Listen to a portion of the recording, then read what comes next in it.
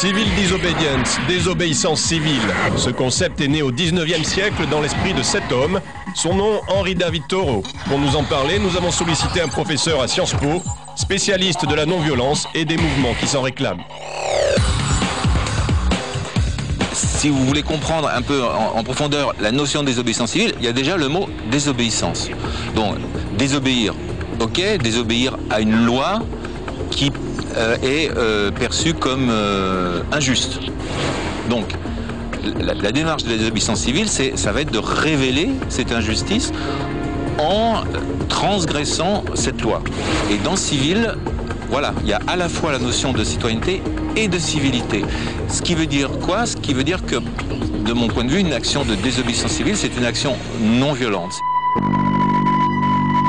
En mars 1930, Gandhi est le premier grand leader historique à appliquer ce principe de désobéissance civile. Flanqué d'une centaine de fidèles, il commence par traverser l'Inde pour protester contre l'ordre colonial britannique. Cette grande marche de 300 km va être le premier chapitre de l'histoire de l'accession de l'Inde à l'indépendance. Si la notion a été encore plus connue en Occident, c'est surtout à travers le combat de Martin Luther King, pour faire abolir la ségrégation des lois raciales, surtout dans le sud des États-Unis, hein. Recours à cette notion de désobéissance civile, et concrètement, qu'est-ce qui se passe? Vous avez des restaurants où sur la devanture il est marqué interdit aux chiens et aux noirs. Ok, ils rentrent dans le magasin, ils s'assoient, ils attendent d'être servis. Bon, la police intervient, etc. Donc ça montre au grand jour l'iniquité de cette loi. Donc c'est vraiment, à mon avis, Martin Luther King qui a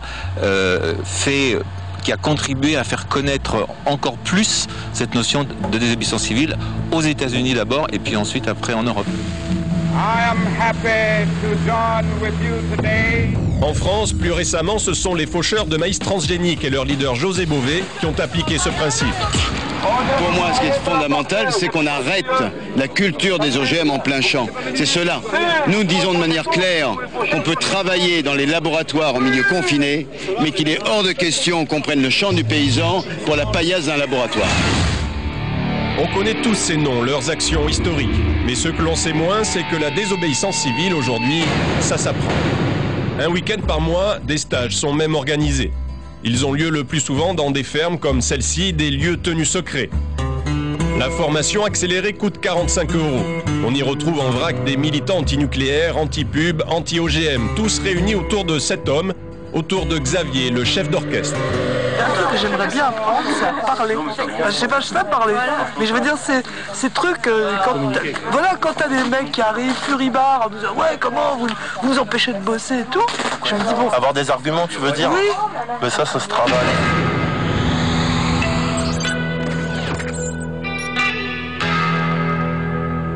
On a eu l'idée à un moment de faire des stages qui pouvaient servir à toutes ces causes. Et ça nous permettait un peu de rendre un service sans être investi à fond sur toutes ces causes qui nous intéressent. C'est-à-dire qu'il y a des collectifs qui font appel à vous pour se former aux actions non violentes. C'est exactement ça. Ouais. Du coup, on renforce, ou on essaye de renforcer leur lutte en donnant des moyens, des outils un peu plus efficaces. L'action de désobéissance civile, ça ne s'improvise pas. Ce matin, les stagiaires de Xavier sont en atelier de travail. Au programme, la simulation du blocage de l'accès d'un réacteur nucléaire. Chacun son rôle. Xavier fait l'employé pas content qui veut travailler. Certains stagiaires incarnent les forces de l'ordre. Et micro en main, Jean-Michel, lui, joue le rôle du journaliste. On a des ateliers sur la maîtrise de notre violence. On peut être porteur de violence, la colère, les tripes, la peur, etc. peuvent amener la violence. Et la violence de l'adversaire. C'est plus souvent le cas. La police peut être brutale, le paysan, le salarié, le patron peut être brutal. Premier exercice, crier pour expulser sa peur et fatiguer l'adversaire. Deuxième exercice, faire l'enclume pour être difficile à déplacer. Troisième exercice, apprendre à faire face au danger sans perdre la tête. Quatrième exercice, improviser un barrage routier.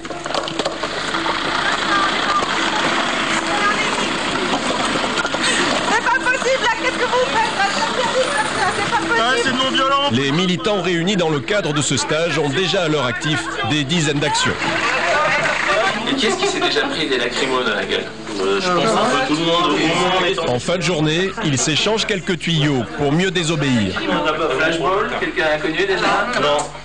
Taser, ça c'est le petit truc électrique. Ça va pas tarder ça.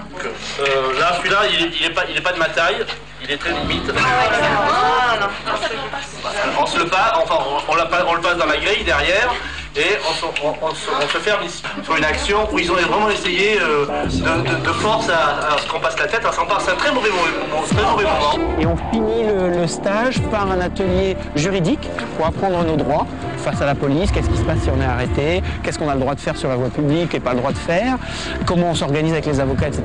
Et puis un atelier média. Comment on travaille avec les médias? Comment on les prévient? Comment on prend en compte les contraintes qui pèsent sur le travail des journalistes? Comment on décide qui va parler, qui va pas parler, qui va montrer son visage à la caméra ou pas, qu'est-ce que ça implique en termes de sécurité, etc., etc. Après la formation, place à l'action. Ce matin, les désobéissants s'apprêtent à s'attaquer à l'un des hommes les plus puissants du monde. Son nom, Donald Rumsfeld. C'est l'ancien secrétaire d'État à la défense américaine, l'homme qui a envoyé les troupes américaines en Irak.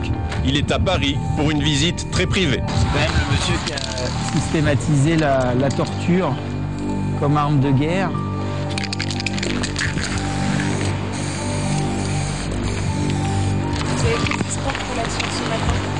Quels espoirs? Oh bah déjà, si vous voyez les banderoles, ça serait vraiment génial. Au moins la visite ne sera pas complètement invisible, elle sera pas, ça sera pas banalisé, c'est pas quelqu'un d'ordinaire qui vient. On est, si on a ici promu jadis les droits de l'homme, il serait temps de les faire respecter, y compris à nos invités. Dans l'ombre, un agent des renseignements généraux est déjà là. Xavier est depuis quelque temps sur écoute. Un mec PRG? Ouais, c'est possible. C'est-à-dire? Il y a eu des mesures d'intimidation, des sortes d'avertissements, une espèce de jeu en disant attention à pas aller trop loin, une surveillance des messages mails, des choses comme ça. Oui, des policiers présents à des rendez-vous que j'avais donnés à vraiment pas grand monde, etc. Il est 8h15 là. L'heure du rendez-vous approche, mais avant de commencer, Xavier s'assure que les médias sont bien prévenus. En effet, l'un des principes de base de la désobéissance civile, c'est la médiatisation. Oui, Christo, tu as vu le communiqué de presse? Voilà, balance. Super. On est en poste dans 2 minutes là. Tu places une caméra? Ouais. On a France Inter et France 3 déjà. Ouais. Et le communiqué n'est pas encore parti, donc. On traverse vite? Si les militants sont si pressés, c'est qu'ils savent que dans moins de 5 minutes, Donald Rumsfeld va se rendre dans un cercle très huppé au cœur de la capitale. Mais comment Xavier obtient-il des infos aussi précises? Le réseau d'infos, il se met en place à mesure qu'on se fait connaître. Et puis surtout parce qu'on travaille avec plein d'associations. On est au service des autres associations. Là, il y a une association pacifiste qui a eu cette info et qui nous l'a communiquée. Attends, c'est qui arrive à... Ah mais c'est lui. Sortez les banderoles. Hop là. Ouh! War criminal! He's a war criminal! Assassin! Arrêtez ce monsieur! War criminal! Out of France, dehors! Criminel de guerre! Honte à toi! L'action n'aura duré que quelques secondes, et pourtant, c'est un succès. La presse a couvert l'événement, Xavier est même interviewé. Et c'est un criminel de guerre du fait qu'il a participé au déclenchement de la guerre en Irak, d'une guerre horrible qui se poursuit et qui se traduit par... 2 heures après, les militants sont toujours là. Rumsfeld n'a pas montré le bout de son nez, alors avant de partir, Xavier utilise la seule arme qui lui reste, la dérision. Il a perdu quelque chose, monsieur Rumsfeld? Il a laissé quelque chose, un souvenir d'Irak? Bon, de toute évidence, il s'est barré par la porte arrière. Donc, messieurs, pour Poutine alors, à bientôt. On a le programme des dictateurs et des crapules qui viennent ici, ou on peut le trouver sur Internet, je sais pas, les trafiquants d'armes, tout ça, vous prenez, ouais. Au moment de quitter les lieux, Xavier sait qu'il a réussi. Ces militants et d'autres associations ont déposé une plainte contre Donald Rumsfeld. Elle sera reprise dans tous les grands médias.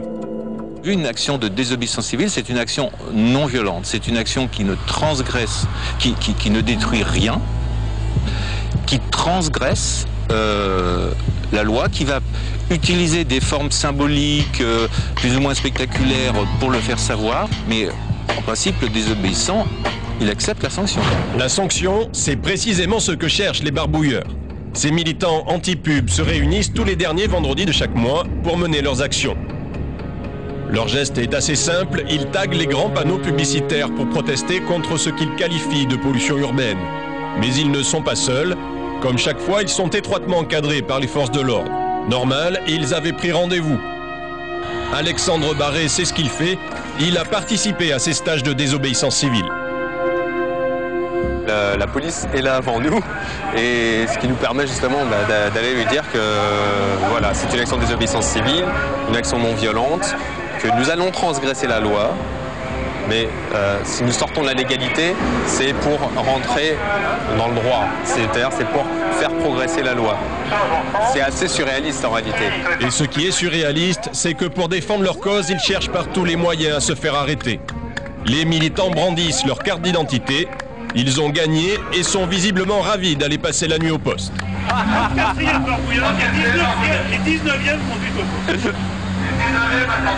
Grâce à leur arrestation et à leur procès, les barbouilleurs cherchent à plaider leur cause. La désobéissance civile a pour vocation de faire évoluer la loi. On désobéit à la loi pour créer plus de lois. Qu'est-ce que ça peut coûter de désobéir aujourd'hui ? Pour les faucheurs volontaires, on a eu un peu tout. On a eu des sanctions, donc quelques-unes sévères, José Bové, condamné à la prison ferme, sanctions extrêmement sévères. Mais on a eu aussi, de l'autre côté, 1 euro d'amende avec sursis, par exemple. Ce qui est important, c'est l'engagement des citoyens pour faire bouger les choses, pour mettre un terme, en tout cas pour apporter sa pierre à mettre un terme aux injustices. Ces militants en apparence un peu brouillons savent exactement ce qu'ils font. Comme beaucoup d'autres, ils ont suivi un stage de désobéissance civile et pour 45 €, du temps libre, une bonne dose de courage et beaucoup d'idéalisme, ils pourraient bien devenir de vrais militants.